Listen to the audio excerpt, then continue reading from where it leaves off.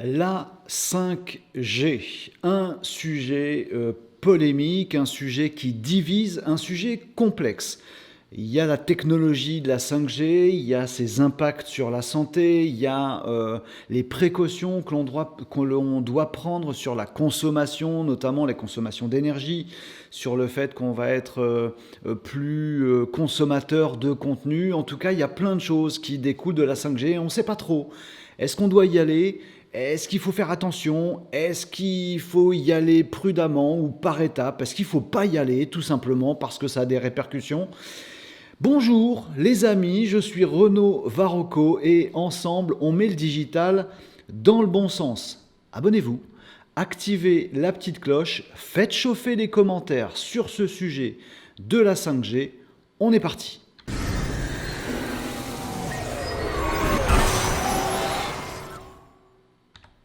La première chose à dire les amis, c'est que ce sujet de la 5G est un sujet complexe. On ne peut pas, je pense, se contenter de dire on ne va pas faire comme les Amish. Pardon, Monsieur le Président de la République, mais c'est une petite réaction un peu rapide, un raccourci un petit peu trop raide et quelque chose qui est un petit peu à l'emporte-pièce. Est-ce qu'on peut se passer de la 5G pour nos entreprises, pour notre industrie, pour l'évolution technologique de notre société? On peut expliquer des choses, mais le raccourci, voilà, on ne va pas revenir aux Amish, c'est un petit peu raide. De l'autre côté, je le dis aussi, se dire ça consomme trop d'énergie, il faut un moratoire, on arrête tout avant d'avoir des études que l'on n'aura que si on met en place la 5G pour pouvoir la tester, ouais, ça aussi c'est un petit peu à l'emporte-pièce. Je pense que ceux qui donnent des avis péremptoires sans vraiment connaître le sujet ont quasiment forcément tort. Je pense que vous qui m'écoutez dans cette vidéo, vous êtes en train de vous poser des questions et c'est vous qui avez raison, c'est vous qui êtes intelligent de vous dire on ne sait pas, alors on cherche. On s'informe. Est-ce que vraiment il y a des impacts? Est-ce que écologiquement ça craint? Est-ce que l'énergie, on consomme plus d'énergie avec la 5G? Est-ce que vraiment c'est utile pour notre entreprise ou pour la relance économique? Vous vous posez des questions, vous vous posez des bonnes questions et vous avez raison. Maintenant, on a acté que le sujet était complexe. On va essayer de le décrypter ensemble les amis. La première chose, c'est de savoir s'il y a des dangers, si les dangers sont réels ou pas. On entend beaucoup de gens dire ça fait des ondes de partout, ça va nous grignoter le cerveau, ça va abîmer nos tissus, ça va faire des cancers, ça fait la puissance d'un micro-ondes ouvert, etc. etc. On nous dit aussi, il n'y a pas d'études de toute façon pour le prouver, donc comme il n'y a pas d'études, il ne faut pas y aller parce que ça pourrait être dangereux. Non, ça ne fonctionne pas comme ça, les amis, ce sujet-là. La réalité, et j'ai regardé quelques experts auprès d'INSERM notamment, qui donnent leur avis là-dessus, les répercussions sur la santé de la 5G sont très très très très faibles. Infime. Si vous comparez ça par exemple à la pollution de l'air, en fait vous avez beaucoup plus de risques, mais beaucoup plus de risques de développer des maladies, d'être en mauvaise santé parce que vous avez de la pollution dans l'air plutôt que de la 4G ou de la 5G. La 5G a un impact, et si elle a un impact, il peut être que vraiment un impact de contact. Là où il y a une petite problématique de santé par contre, c'est sur les objets connectés, c'est-à-dire que si vous portez à même la peau des objets connectés qui utilisent de la 5G, mais c'est un peu la même chose pour la 4G, là effectivement il peut y avoir un petit danger. Mais le danger à ce moment-là, il ne vient pas de la 5G, il vient de ses applications. Et c'est un autre sujet. On peut très bien faire la 5G et demander des études et un moratoire sur les objets connectés. Attention notamment à un truc, je précise, il n'y a pas vraiment de risque à avoir un objet connecté du type bracelet ou montre, où il est très faible, où il faudra être en 5G tout le temps pendant des années pour avoir des petits effets sur l'épiderme. Bon, c'est ce que je comprends des études que j'ai lues, je ne suis pas médecin. Par contre, ça peut être un peu plus touchy si demain vous avez des objets connectés sur vos yeux, dans vos oreilles. Il y a des parties du corps qui sont un peu plus sensibles. Donc si vous avez demain des lunettes connectées 5G avec un émetteur-capteur qui est juste à côté de vos yeux, là, on va devoir se préoccuper un petit peu des choses. Je fais quand même une précision, les amis. On va arrêter tout de suite avec les conneries de dire on va brûler des antennes 5G parce que ça propage le coronavirus. On a vu ce genre de conneries sur les internets. On les a vus dans la vraie vie d'ailleurs, ces genres de conneries, des gens qui ont abattu ou brûlé des antennes 5G parce que ça propage le coronavirus. C'est des conneries. Donc évitez de vous faire des avis si vous n'y connaissez rien et essayez de dire gentiment à ceux qui n'y connaissent rien et qui donnent leur avis, leur dire gentiment, peut-être que s'ils se renseignaient, ils pourraient encore mieux donner leur avis. Ils n'auraient peut-être pas le même avis d'ailleurs. Voilà pour ce sujet. Alors je précise encore une petite chose quand même sur les dangers. Je me suis noté de vous dire ça. Il y a probablement plus de risques sur la santé en ce qui concerne les usages de la technologie qui peut apparaître, qui va apparaître avec la 5G, plutôt que directement avec la 5G. En gros, la 5G n'a pas vraiment de répercussions sur votre santé, sauf que si vous passez 3 heures, si vous gâchez 3 heures de sommeil sur votre téléphone parce que la 5G vous permet de voir des trucs super sur votre téléphone et que du coup vous ne dormez pas, manque de sommeil, problème de santé. Vous voyez ce que je veux dire? Le sujet est complexe. On ne peut pas dire les antennes 5G ça déconne. Non, les antennes 5G ça déconne vraiment pas. Par contre, le fait d'avoir de la 5G partout, ça fait des effets de bord. Et là, il ne faut pas déconner. Voilà pour ce sujet, cette partie-là, sur les dangers réels ou présumés de la 5G. Maintenant, est-ce qu'il y a un intérêt en fait à cette 5G? C'est la question qu'on peut se poser. On va peut-être avoir des choses, il va falloir surveiller des choses sur notre sommeil, sur notre activité, sur la consommation qu'on peut faire, pas être tout le temps devant un écran. Mais est-ce que ça vaut le coup? Parce que s'il n'y a aucun intérêt à la 5G, on ne la fait pas, tout simplement. Alors est-ce qu'il y a un intérêt à la 5G? La réponse est oui. La réponse évidente est oui. Il y a un très très gros intérêt à la 5G. Attention, pas forcément pour le grand public. Le fait que sur votre téléphone, vous ayez des vidéos de meilleure qualité ou que vous puissiez avoir une meilleure image quand vous faites voler votre drone et qu'il y a une connexion 5G, etc., c'est du confort. Il n'y a pas un intérêt économique, il n'y a pas un intérêt technologique majeur, c'est du confort. On peut très bien vivre sans ça. Donc il n'y a pas forcément des intérêts de ouf dans la consommation individuelle de tous les jours. Par contre, dans les applications économiques, dans les applications technologiques, dans les biens et dans les services, là oui, il peut y avoir un intérêt. Je vous en cite deux. Le premier, c'est surtout ce qui est le domaine de la santé.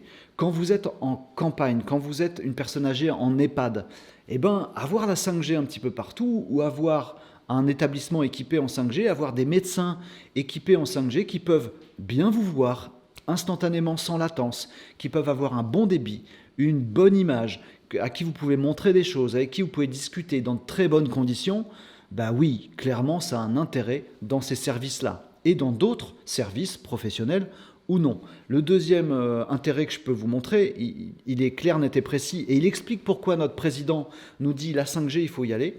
C'est que notre président, il a aussi une relance économique à enclencher et à concrétiser. Et dans cette relance économique, il y a le fait de relocaliser des industries en France.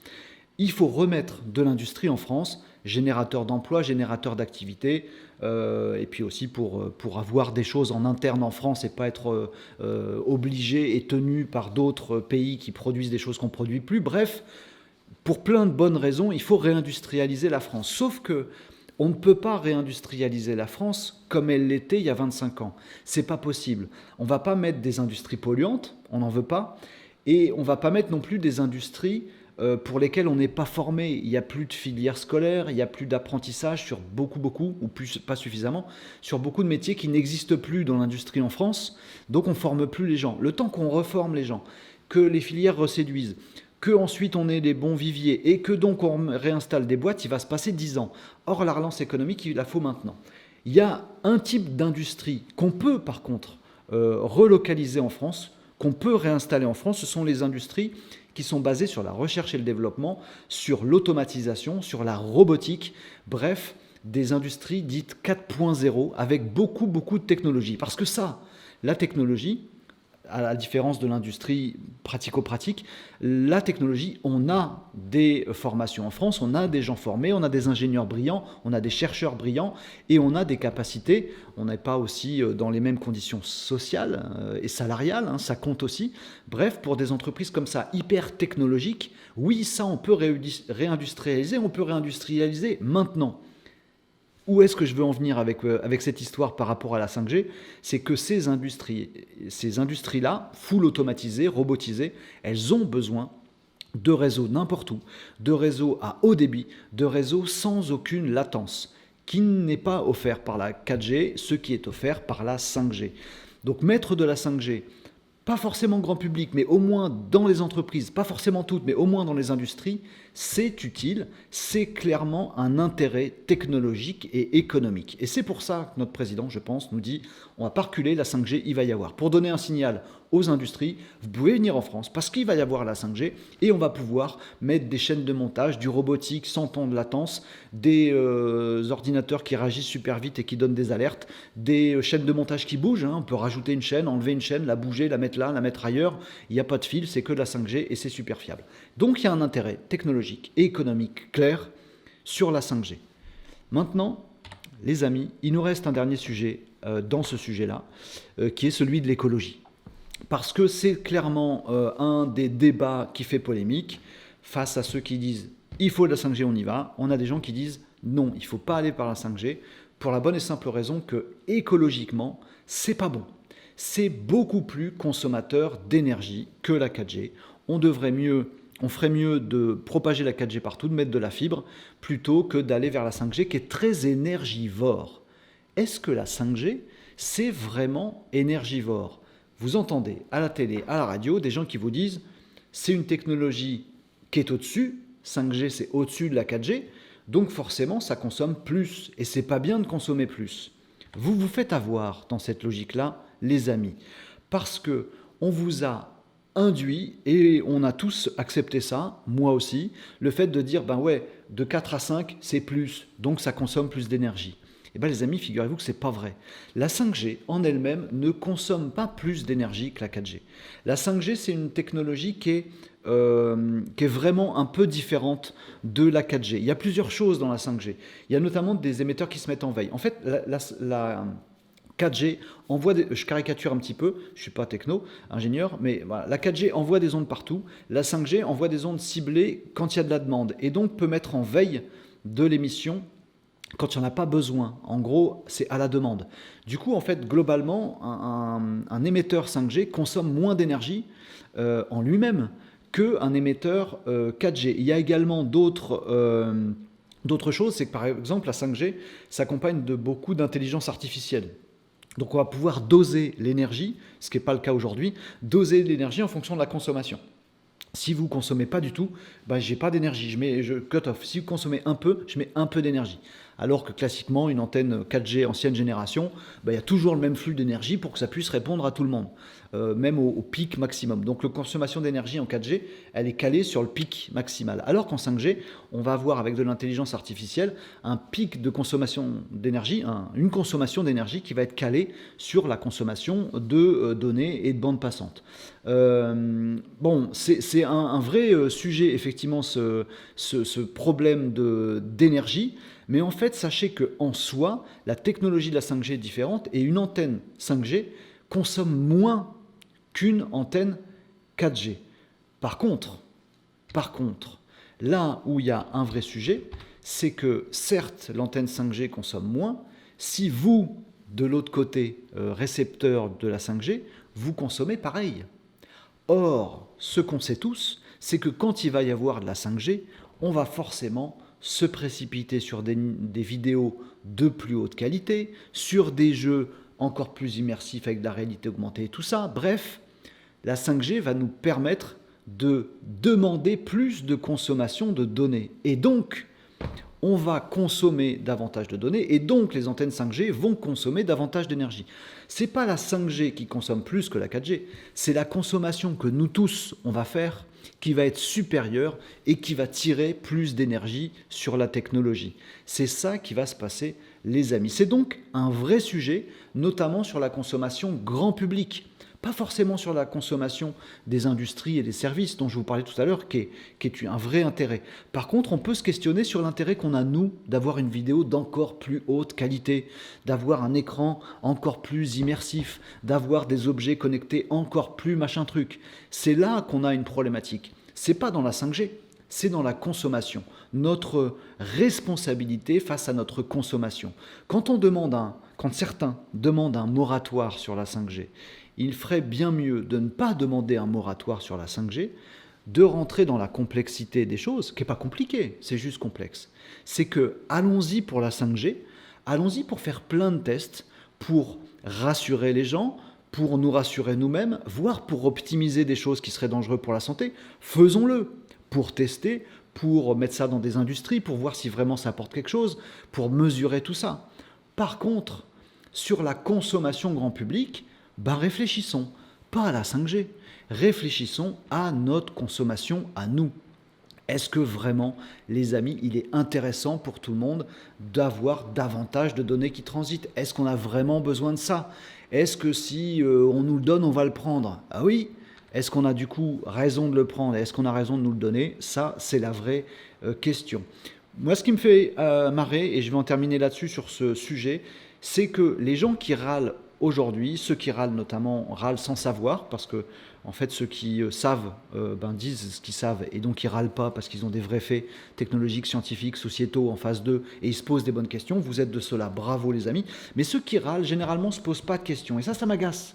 Ils devraient se poser des questions, vous devriez leur dire « Va voir la petite vidéo de Renaud, ça peut au moins t'éclairer sur 2-3 trucs. Que tu sois d'accord ou pas d'accord, il y a des commentaires, tu peux dire ce que tu veux, mais faisons avancer le débat. » Moi, ce qui me fait doucement rigoler, c'est que les gens aujourd'hui qui disent « Il ne faut pas de 5G, on veut un moratoire sur la 5G, on n'y comprend rien mais on ne veut pas. » Par contre, ce qu'on veut, c'est déjà s'assurer que tout le territoire soit couvert en 4G, ça, ce serait plus intelligent. C'est les mêmes qui, il y a quelques années, tenaient exactement le même discours contre la 4G en disant « il vaut mieux que la 3G, on couvre tout le monde avec de la 3G avant de se lancer dans la 4G ». C'est les mêmes qui étaient contre la 4G, qui aujourd'hui utilisent la 4G sur les réseaux sociaux, en visio, en interview à distance sur la télé. Ils utilisent aujourd'hui la 4G qui est reniée pour dire « il ne faut pas la 5G ». Bon, vous avez compris, vous, en résumé de cette vidéo, de ce sujet global 5G, vous l'avez compris,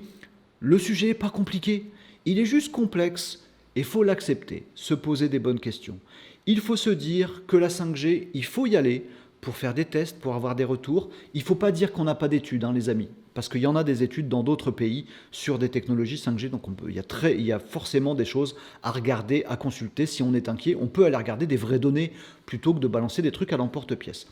Il faut y aller, à mon sens, pour toutes ces bonnes raisons-là, aussi pour la réindustrialisation de la France, pour pouvoir faire avancer les entreprises et aussi pouvoir faire avancer les services, notamment les services à la personne, la médecine par exemple, qui aurait bien besoin de 5G. Donc il faut y aller.